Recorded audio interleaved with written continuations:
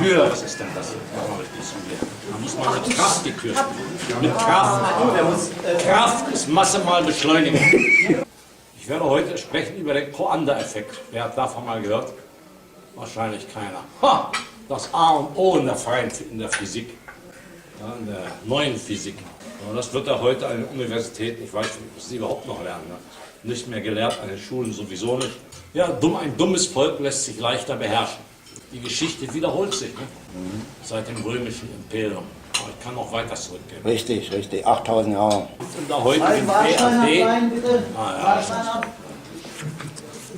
Wer hat Warsteiner bestellt? Wer leidet hier unter Alzheimer? Nächste Treffen findet an Führers Geburtstag statt. Dafür habe ich mir was Besonderes ausgedacht, vortagsmäßig.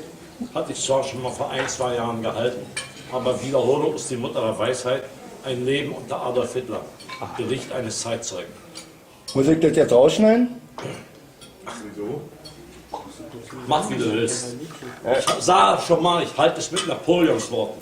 Angst und Unmöglichkeit sind aus meinem Wortschatz gestrichen. Ja, danke für Und den somit Hinweis. lebt man ruhiger und energetischer, wie sich das gehört, ne? Okay. Für die Physiker. Und dann, Peter, was hast du Ach so. anschließend anzubieten? Ja, ich werde Das ist ja noch nicht drauf. meine Heilung sprechen. Sehr schön. Ab 22 Uhr, entschuldigt bist du. Ja, danke. Ja, vorher wegen dem Film. Da, Wegen dem Film, ja. Ich fahre noch aus zu den Finnland. Finnen, zu den Ja, Space-Nazis. naja, ist gut. Dazu zählen auch Kernkraftwerke mit Explosionsenergie. Richtig. Gegenteil davon wären Kernfusionswerke. Die gibt es. Hatten wir auch schon im Dritten Reich. Wir sollten wissen, und das prägt euch ein, es existiert keine Materie, so wie diese gesehen und beschrieben wird. Alles ist nur Bewegung oder Geschwindigkeit oder Schwingung. Haben wir es mit einem Satz, die gesamte Physik zusammengefasst. So muss das sein. Ich sitze auf der Spitze der Pyramide, so ist besser. Ne? So. Und daher überschaue ich den gesamten Wald. Nicht wie der Depp, der steht am Fuß der Pyramide und sieht nämlich gar nicht, weil er den Algorithmus nicht erkennt.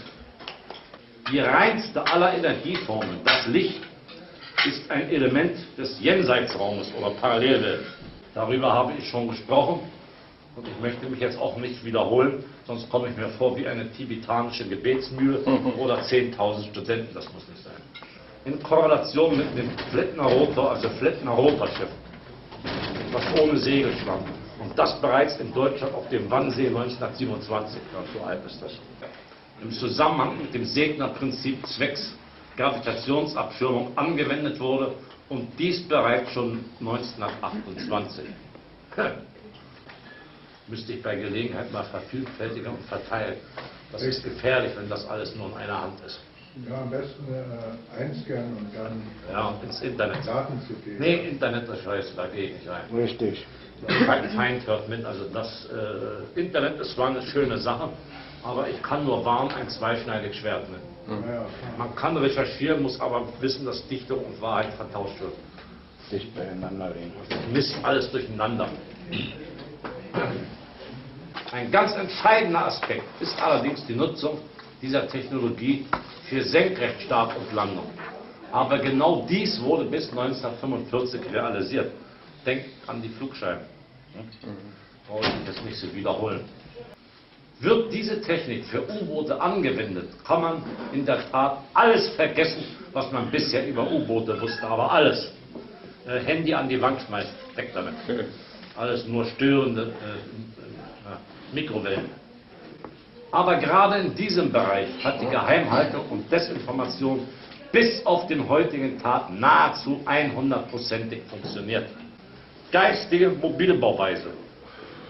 Sagen wir mal, der oder die Forscherin, die beteiligt waren, bekam nur das an Wissen vermittelt, was für die Lösung ihrer Aufgabe notwendig war. An der Spitze aller Technologien stand ein Mann, kein geringerer als General der SS, Dr. Ing. Kammler. Übrigens, dessen Nachlass wir auch haben, meine Energiegruppe. In Bayern gefunden. In Kisten verpackt, alles da. Auch den gesamten Nachlass von Bohlkapheim, dem berühmten Mathematiker. Alles da.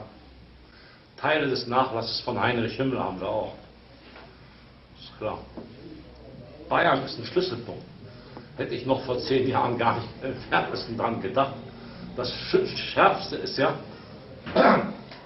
es hieß ja immer, nicht die Flugscheiben, also V7-Disk, du weißt es ja, Peter, in den BMW, ja, Skoda-Werke bei Prag hergestellt wurden. Irrtum, gezielte Desinformation. Es gibt ein Prag in Bayern und dort haben wir etliches gefunden. In Bayern. Wir haben Bunkeranlagen entdeckt, also auch Reichsdorf, und haben uns zu diesem Zweck eine Spezialkamera besorgt, die haben wir, die Beton durchdringt. Und wir sehen, was dahinter ist. Und was haben wir entdeckt? Nagelneue Flugscheiben. Ja. Stehen da. Die warten auf ihre Besitzer. Ne? Klar. Und die doofen Amis, die trauen sich da nicht ran, ist doch klar. Haben wir schon genug Verluste erleiden müssen. Ja, Dummheit schützt eben nicht. Ne? Dort einzudringen, würde ich nicht empfehlen. Nirgendwo. Auch hier in den Berliner Bunkeranlagen nicht. Das beginnt schon mit, sagen wir in Anführungsstrichen, lächerlichen Sachen, hier wie im Humboldtheim, dieser Flakbunker. Oder man spekuliert auf Wiedergeburt. Ja, das wirst du so und so entgegen deinem Willen. Ja. Philosophische Wissenschaft. Ne?